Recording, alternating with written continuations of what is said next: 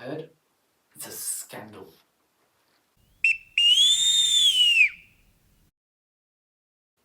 During the 1880s, there were a series of scandals with swords bending or breaking. These swords were not just for drill, these were fighting weapons. An example of this is what happened to Captain Arthur Wilson's sword at the Battle of El Teb. Wilson was not even supposed to be in the front lines. He had just come along to observe. Then, when he saw a group of soldiers from the 65th Regiment ambushed by Mahdi's soldiers, he rushed out to help. One Sudanese went to stab a man with his spear, exposing his left side. Captain Wilson lunged into the opening, but his sword broke on the man's ribs. As another Mahdi slashed at his head, the blow sliced through his pith helmet and cut into his scalp, but Captain Wilson kept fighting with his fists and the broken hilt of his sword. The British fought off the Sudanese, and Captain Wilson was recommended for the Victoria Cross by Red Ray's Buller, himself a Victoria Cross winner.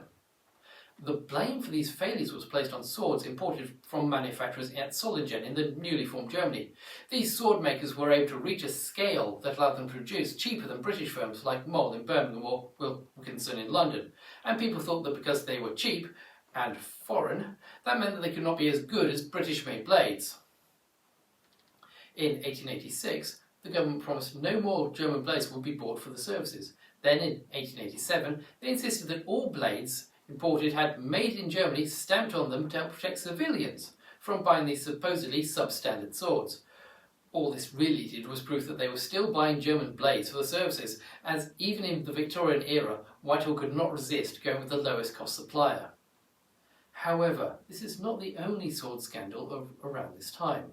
On HMS Active, an instructor was drilling a class. He held his cutlass above his head to demonstrate the pass of the sword. He flexed it. It bent. This wasn't the problem that he could bend it. The problem was that it stayed bent and did not spring back. When his captain saw this, he ordered the man to try a few more, and he could put a bend into all of them. A group of stokers was drilling with their cutlass bayonets on HMS Indus. One man tried to cant up his rifle. He missed his hand. It fell and hit the deck, putting a bend into the cutlass. So he casually put it across his knee and bent it back. This should not have been possible, and similar problems were reported across the fleet. The captain of HMS Devastation heard about this and tried it with a cutlass he picked from a squad who happened to be drilling with them at the time. It bent, so he asked his coxswain to try the cutlass that he was wearing. It too bent. Captain Rawson of HMS Indus then tried testing the cutlass as it would be used in action. He had one of his petty officers use one against a bayonet target stuffed with oakum. He could not even get through the canvas before bending. This was not just a problem with the blades stored in the ships in reserve. One of the sailors at the Battle of Abu Klea rammed his cutlass all the way through one of the Mahdi's. This time it did penetrate. In fact, it went all the way through the man and out the other side. The soldier fell down dead, but as he hit the ground, the blade bent. With his cutlass stuck in it, the dead man, the sailor, was defenceless and soon killed by another of the Mahdists. So, in 1887, there was a parliamentary report into the problems with the cutlasses that had been supplied into the Navy, and this time they could not blame the Germans. The root cause starts all the way back in 1859 with the cutlass bayonet, like the one that I'm wearing. The 1859 pattern cutlass bayonet was used with the muzzle-loading Enfield rifle. The Navy had originally planned to use the same triangular bayonet that the Army used alongside cutlasses.